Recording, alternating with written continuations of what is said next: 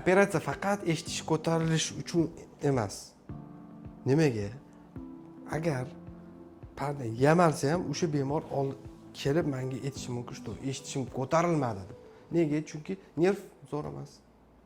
U kelajak uchun, что apparat taqsa ham ertaga eshitishi sal yengilroq bo'ladi. Quloq oqmasligi uchun, quloqda o'simta o'smasligi uchun. Bu degani operatsiya hammasini quvurib eshitishni ko'tarib bera olmaymiz. Parda teshikmi?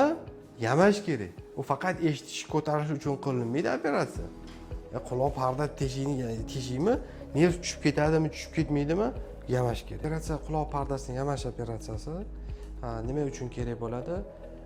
Qachonki parda o'sha fibrozniy kalsiy pardasi o'sha bitmaydigan bo'lsa, qachon parda bitmaydi, pardasi katta teshik bo'lsa, pardasida teshikning oldida fibrozniy kalsiy o'sha atrofiya berib, mozolistli telo bo'lib qoladi yoni. Bu degani o'sha qotib qoladi, o'smaydi o'sha. Parda ochiq qoladi, открыт ворота bo'lib qoladi. Открыт ворота bo'lib qoladi, o'tga infeksiya tushib qolsa, o'sha quloq oqadigan bo'ladi. Buni yopish kerak tez. Buning uchun faqat operatsiya. Operatsiya yo'li quloq orqasidan, quloq ichidan, endoskopichskiy hozir yo'llari ko'p. Uni holatiga qarab, tashqi kanaliga qarab, eshituv kanali tor bo'lsa, quloqni ichidan qilib bo'lmaydi. Shuni faqat shuni quloq orqasidan boshqa qilinadi. Quloqqa pardasini yamash o'zi nega kerak? Quloq oqmasligi uchun, ertaga o'simta o'smasligi uchun. Pardani yamash sababi o'zi tagida parda quloq cho'milganingizda oqib qolaveradi. Keyin quloq oqqan quloq o'simta o'sadi. Opixol, xolestotoma o'sadi.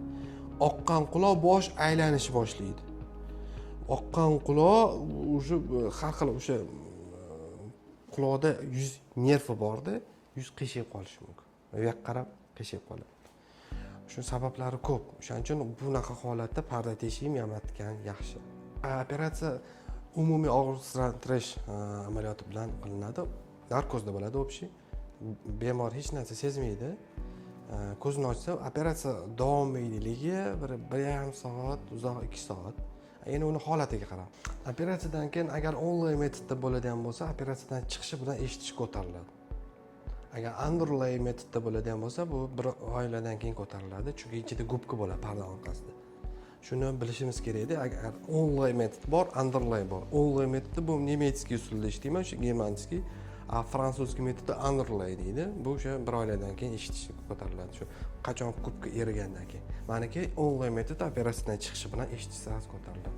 Chet davlatdagi musofir bo'lib chiqib kelishyapti. Menga Instagramda "Oka iltimos, WhatsAppdan yozishadi, yordam bering, quloqim oqyapti." Shunaqa holat akalarimizga aytamiz, iloji bo'lsa, quloq oqyaptimi, tezroq shifokorga murojaat qilishinglarni, chunki quloq og'rib qolsa, keyin yomon asoratlarga olib kelishi mumkin. Agar shunaqa qulog'ida yering oq urgandan keyin xolestotoma, o'simtalar o'sib, suyaklaringizni eritib, даже hattoki yuzni nervini qiyshaytirib qo'yadigan darajaga ham olib kelishi mumkin. Bu holatlar bo'lmasligi uchun sizlarga tavsiya beraman, tezroq o'zingizlarni sog'lig'ingizga qayg'urishni. Pardanglar aniq bildinglar, teshik. Sharoit bormi? Yamatish kerak. Nega?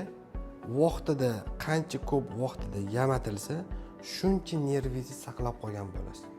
Nerv saqlab qolish eng bebaho narsa. Bebaho deganim apparat bilan ham eshitmaydi odamlar. Bu hozir nervingiz butunmi, teshik bo'lib turib ham eshityapsizmi?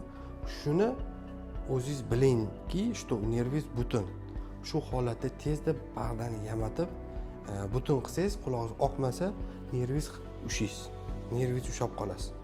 Bu qanaqadir miqdorda sizda o'sha zashita bo'ladi. O'rta quloqga suv tushmaydi, infeksiya tushmaydi. Shuning uchun men tavsiyam, agarda quloq pardanglar teshildimi, vrachga murojaat qilib, pardanglarni tiklab olishingni tavsiya beraman.